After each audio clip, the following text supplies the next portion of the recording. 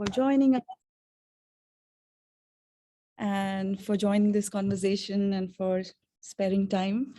I'm Janhavi. I am from India. I've been living in Nottingham for 2 years.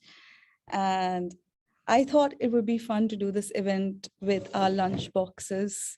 It is lunchtime there. It's almost dinner time in India. I'm visiting home for some time. And the whole idea of doing this event was to just do the simple thing of sharing conversation and meeting people while eating our lunch. And I just wanted to briefly reflect on this idea of sort of like eating and talking simultaneously, and how before the white colonial definitions of formality and civility were attached to food, this has always been how it is familiar to me.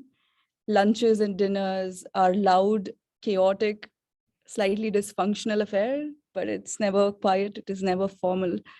And I wanted to sort of extend that same informality in this talk.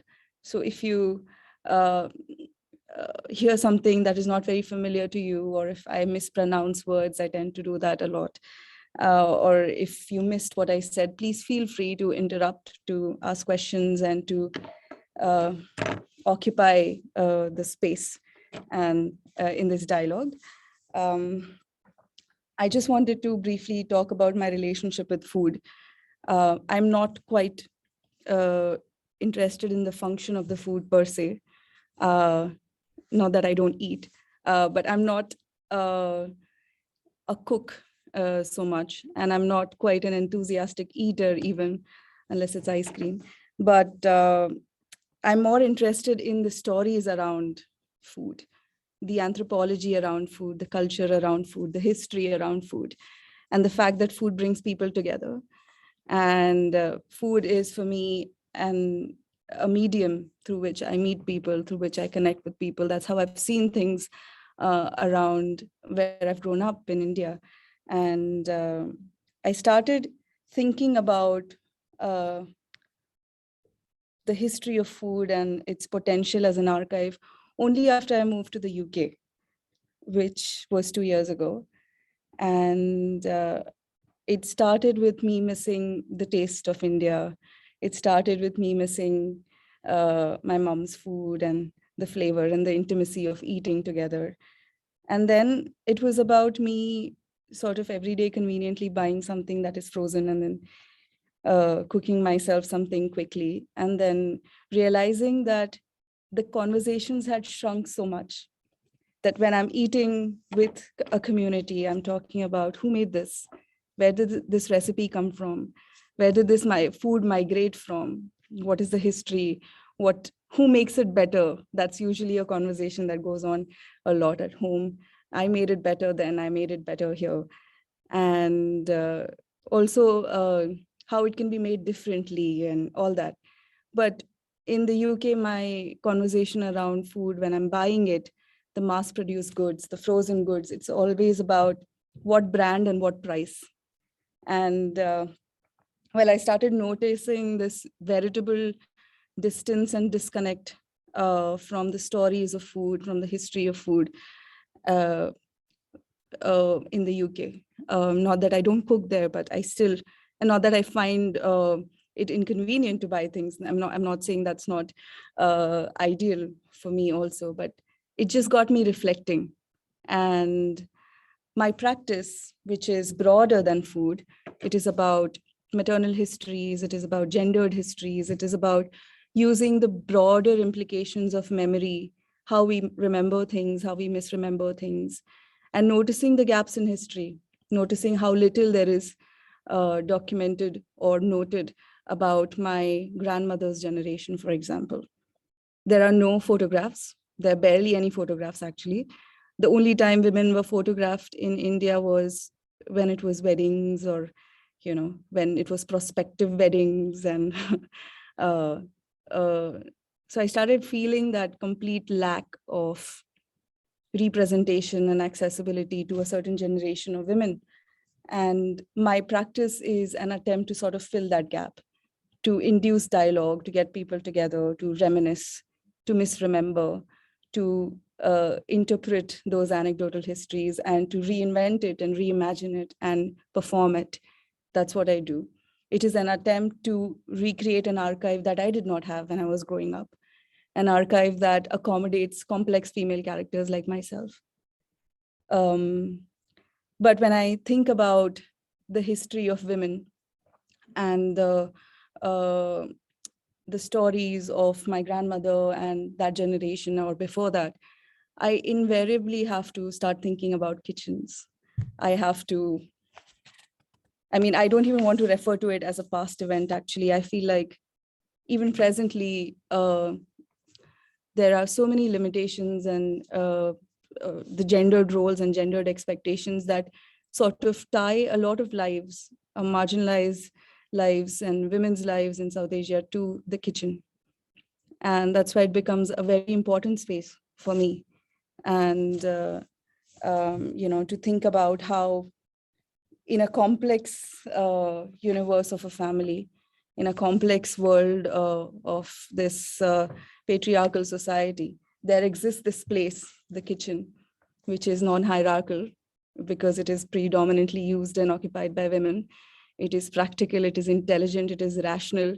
It is where food equity is discussed. It is where nourishment is discussed. It is where storage and preservation is discussed. It is where you'll find biting wit and humor. It is where I have seen so many rebellions and dissents. So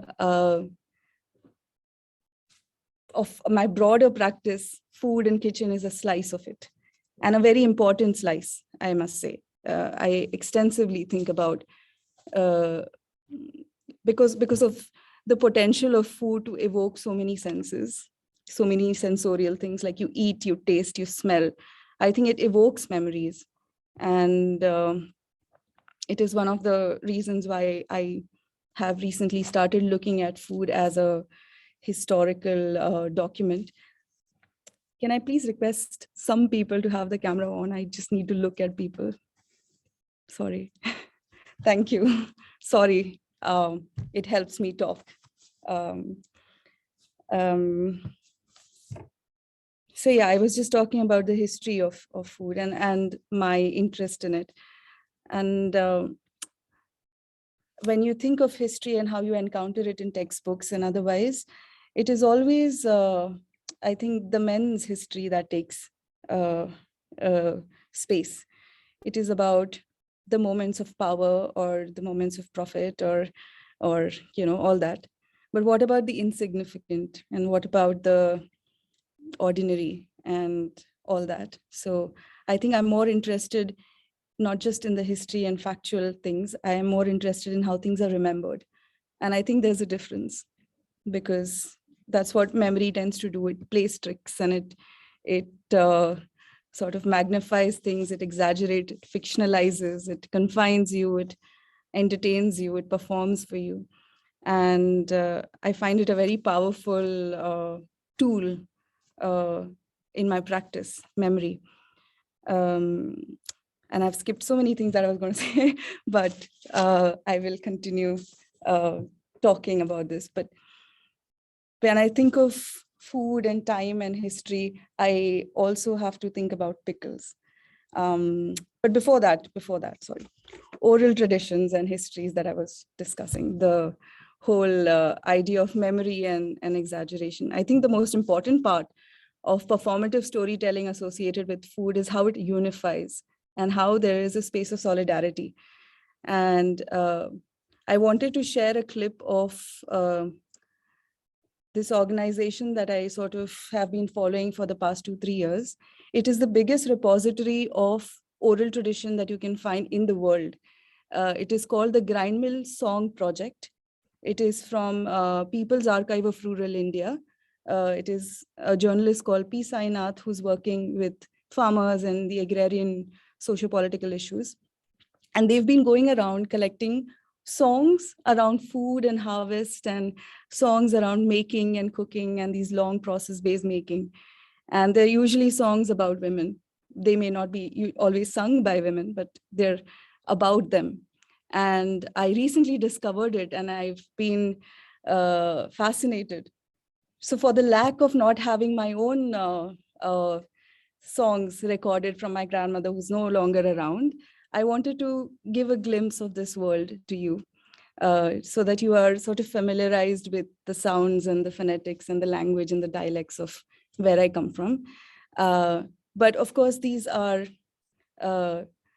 tribal communities, these are Adivasi communities, these are, in no way will my experience ever match or compare to the person who's working on the field.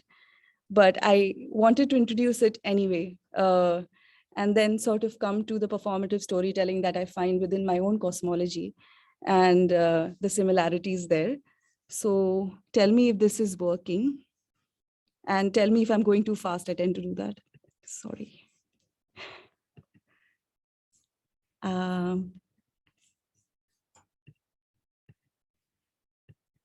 So this one is a clip from an Assamese song. Assam is a part of India where tea plantations are grown. So, and this is one song that I wanted to share. It is about a son singing about his mother's labor. And yeah.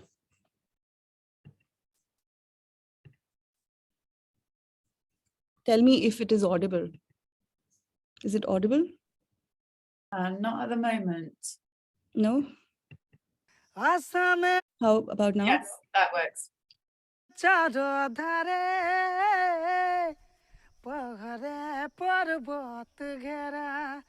ঝুমুর গায়ে নাচিব সবাই আসাম দেশের রাখিব সম্মান ঝুমুর গায়ে নাচিব সবাই আসাম দেশের রাখিব সম্মান ঝুমুর গায়ে নাচিব সবাই আসাম দেশের রাখিব সম্মান। মোৰ নাম শান্ত তাঁতী, মোৰ ঘৰ ঢেকিয়ালী চগৰা টি ষ্টেট, মোৰ জিলা Jorhat. It's not the clip. And there's one more. This one. This is from closer to where I'm from, Maharashtra. This is around my home. And the instrument that you see between the two women, it's a grind mill. That is the name for this organization. So you pour wheat grains in it and you grind. That's where you get the flour to make your bread. And it is an instrument, it is a machine of female labor that I've seen around home for the longest time, until it vanished, of course, and got replaced by machines. But it's still used in so many rural places. And the language they're speaking here is Marathi. And this is a song about harvest and rain. वळीवा पाऊस वळीवा पाऊस फळी धरली खावायाशी वाटवली वली वाटवली वली आली कुंकाची गर्दी झाली पालखी आली रंग नेरा नेरा रंग नेरा नेरा देव जरीच शालू नेला शोभत त्याला बाळा गयाची माझ्या बाळा गयाची माझ्या शेती पावर गावयाची वाटवली वली वाटवली वली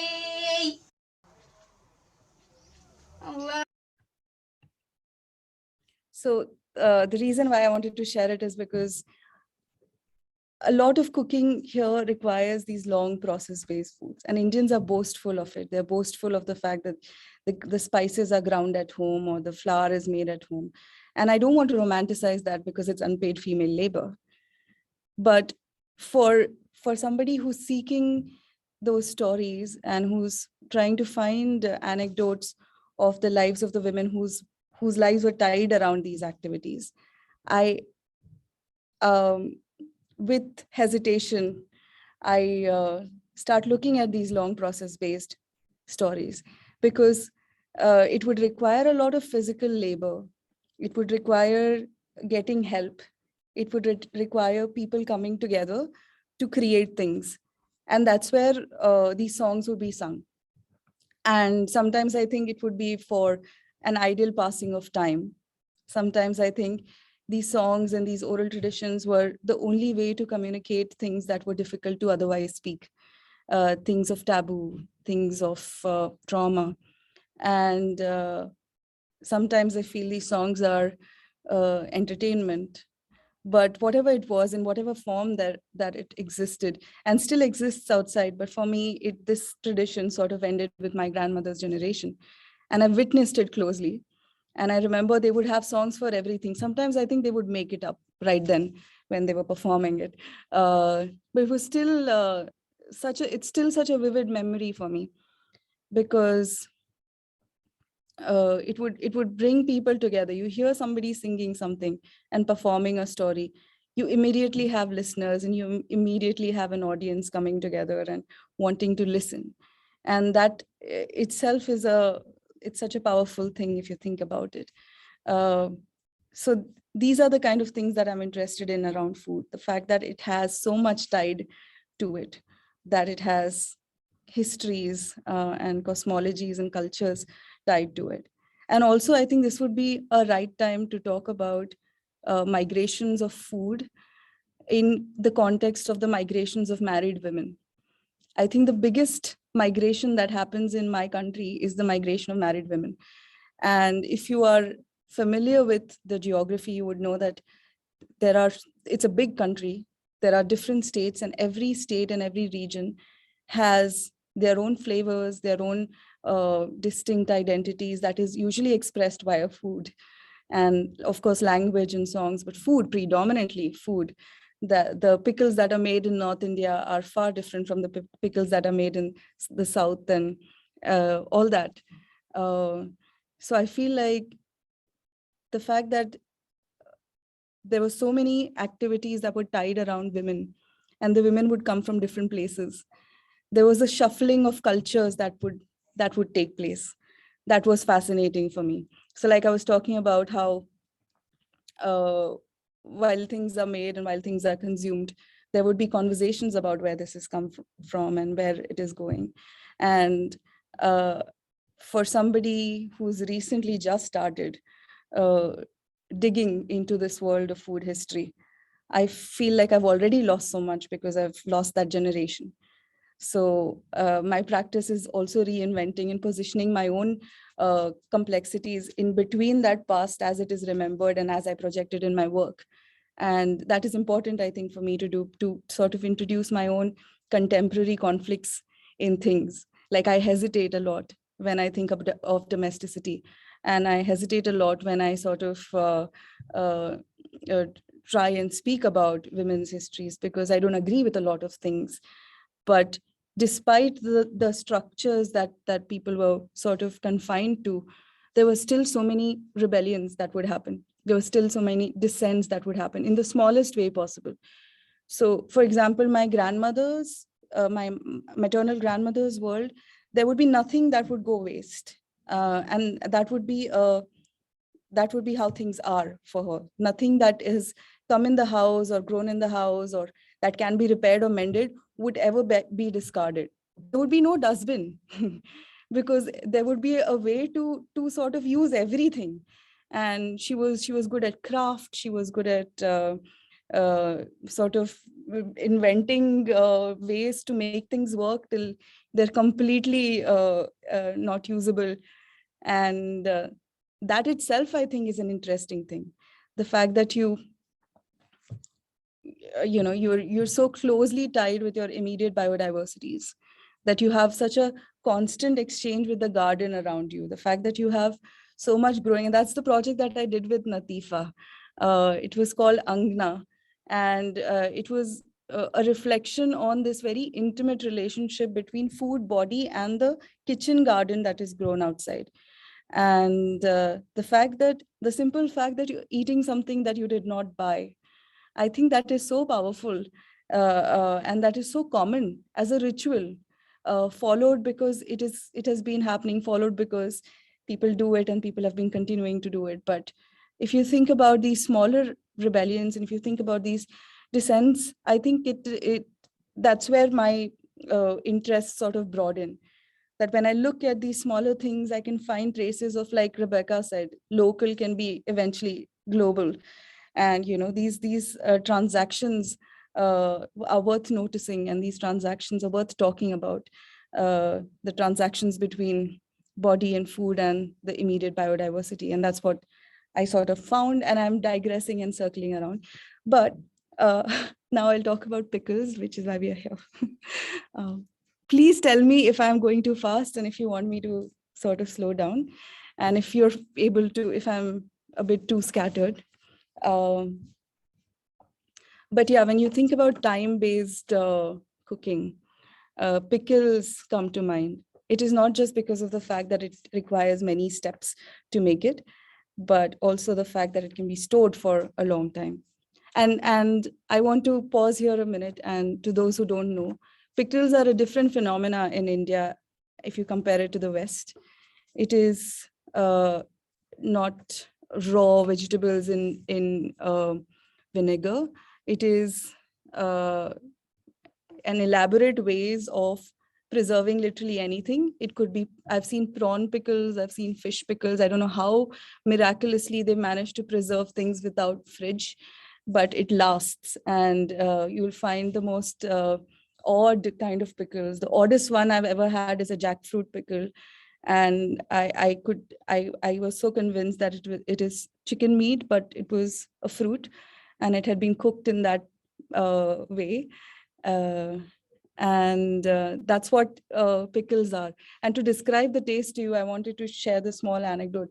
I was doing this small workshop last year in Dizzying, and in the food menu there, the first time in 2 years that I'd moved in Nottingham, there was finally some pickle, which smelled and tasted very similar to the kind I have at home. So I got really excited, and I told my friends to try it. One friend is from Poland, the other one's from South Korea. Both had never tasted this. And before I could tell them how to eat it, they were so excited with my excitement, they picked the whole mango and took a bite. And she's still cursing me for it because it is concentrated flavor. It is really spicy. It is really sour. It is salty. That's not how you're supposed to taste your first pickle. So for the lack of a better comparison, imagine a wasabi sauce, and how you sort of touch the morsel of food with tiny bit of it and eat it. It's just flavor. So that's what Indian pickles are. They do. They're enhancing flavors, or they're complementing the flavor of the existing dish that you're eating, and they're digestive to make every bite of the food that you eat also very comfortable for your tummy. So before I could tell my friend to have it in that particular manner, I had already ruined her first experience for pickle eating. So that's the pickle that I'm talking about in this session. It is called achar in Hindi. And there are 1,000 types of achars in India. It is ridiculous how many kinds of achars you'll find in India. And I think, but I don't want to believe this is true.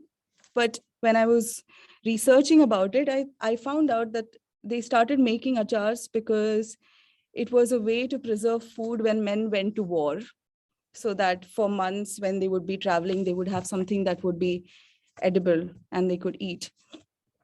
But I want to believe that women invented it for some other reason, and that it was not for war. But I have two anecdotes to share about pickles, and it is an example of or a reflection on the kind of cultures that revolved around these small things. So I have two anecdotes. One is a mango pickle, the other is a lime pickle. One is my maternal grandmother's recipe, the other is my paternal grandmother's recipe. Two distinctly different women who never got along. And that's the anecdote that I would share with you.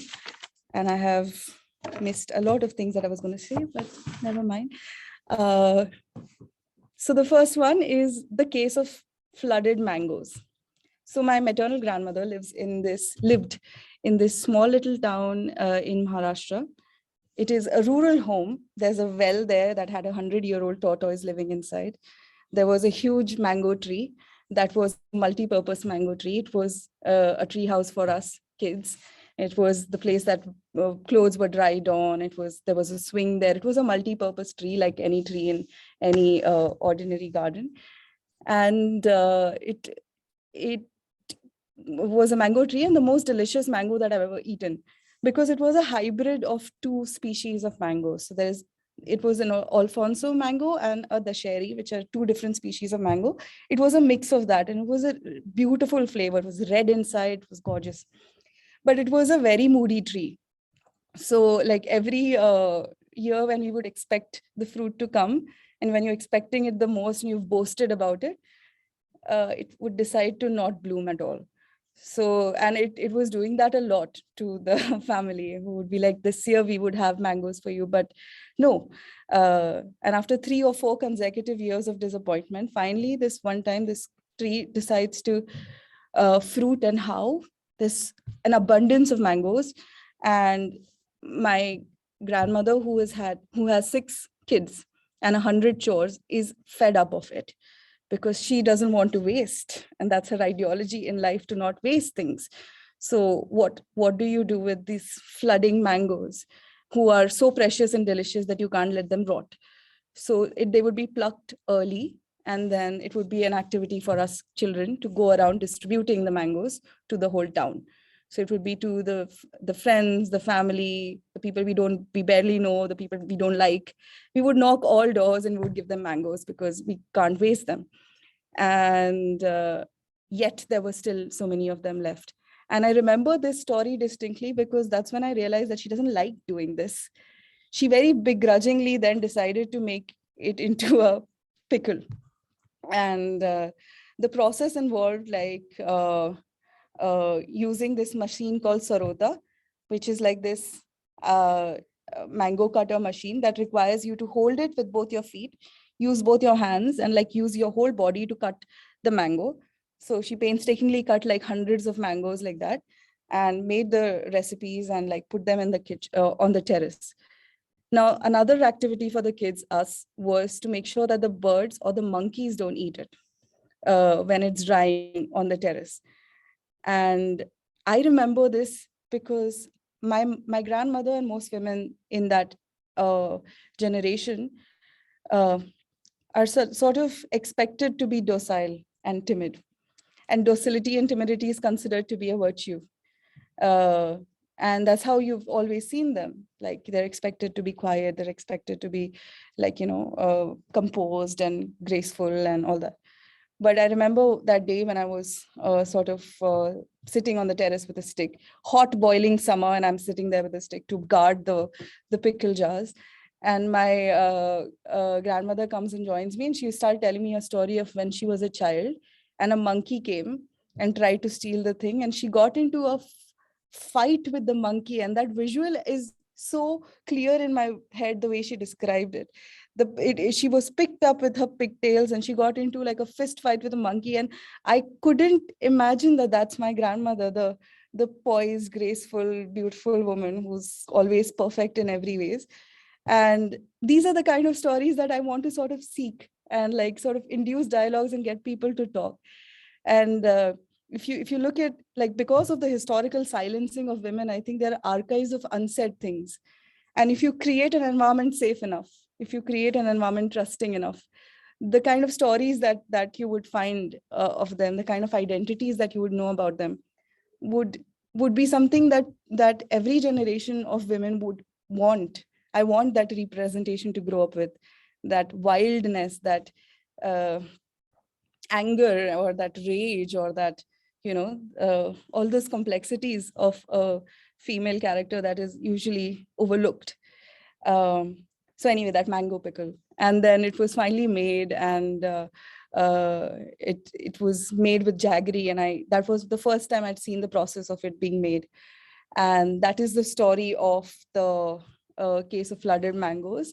And I wanted to share that because I cannot romanticize that. Like, I cannot really look back at that story and say, oh, it was so nice. My family, we used to make pickles. No, she hated doing it. And, she still did it because she didn't want to waste.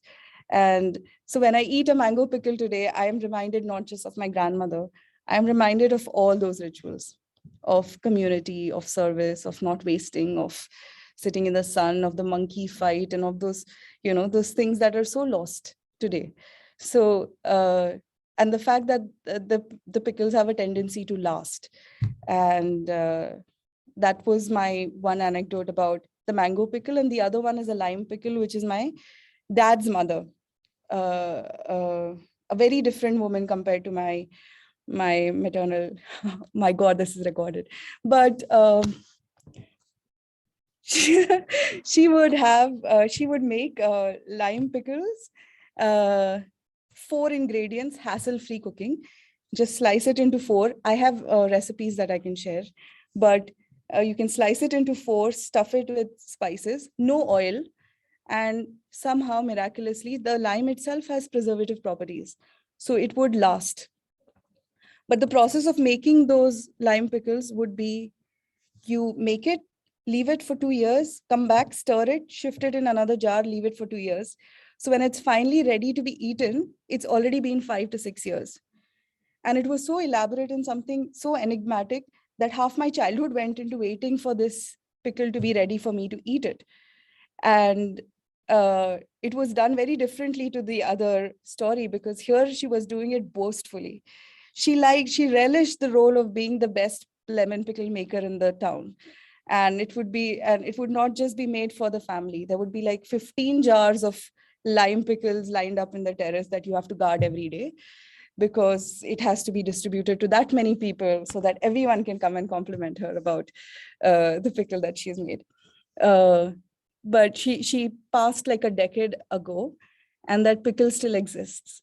It's still removed and eaten when we are remembering her. And the potential of that pickle to last forever, to outlive the person who made it, had me thinking about the potential of the pickle as an archive. I mean, this is somebody who made it, has been gone for a decade now, and we're still enjoying that pickle.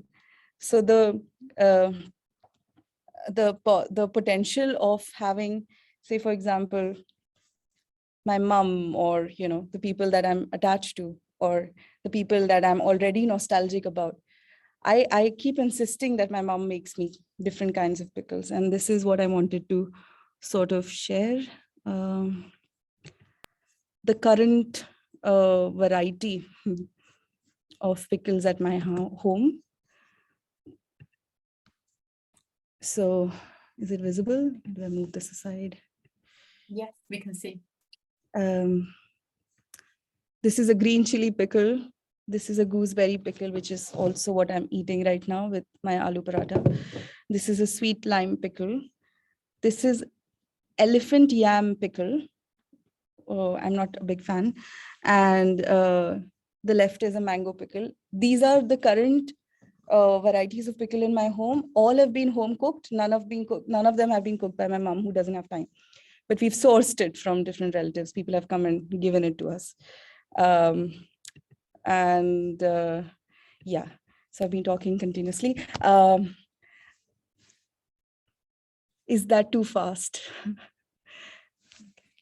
So yeah, just a reflection on the stories around food. And I feel like with my practice, I'm not necessarily recreating the recipes of it. I'm using these materials and these nostalgia and creating an experience that could be potentially a replacement of the lack of archives for women. And I use photographs, I use ceramic, I use food. So one of the things that I did last year for Nottingham Contemporary Aftermath was I made pickles for the first time, very bad ones, not edible. But I used archives of in the family of feet and hands and things that I've seen. My mom has 6 sisters, so I have a lot of female influence in my life, clearly. So I took those pictures and I sort of found a way to transfer them to glass. And I immersed it with the lime and the chilies that were sort of pickling for 2 months before the show. And I let the photograph sort of decay with the pickles. This is what it looked like. The